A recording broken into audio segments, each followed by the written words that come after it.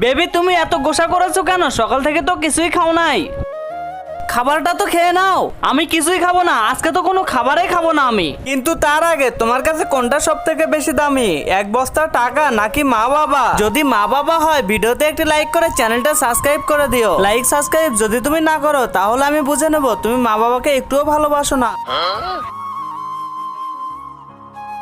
কি হয়েছে বেবি, তুমি খাবারের সাথে কেন গোসা করেছো? খাবার তো দূরের কথা, আমি এক ফোঁটা পানিও গিলবো না।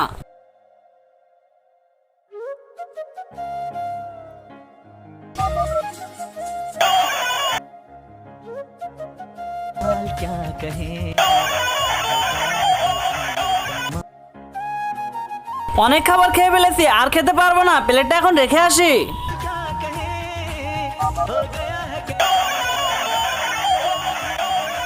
বেবি বেবি রাগ করো না, তোমাকে আমি ফোন দিচ্ছি, খেয়ে নিয়েছো কি তুমি?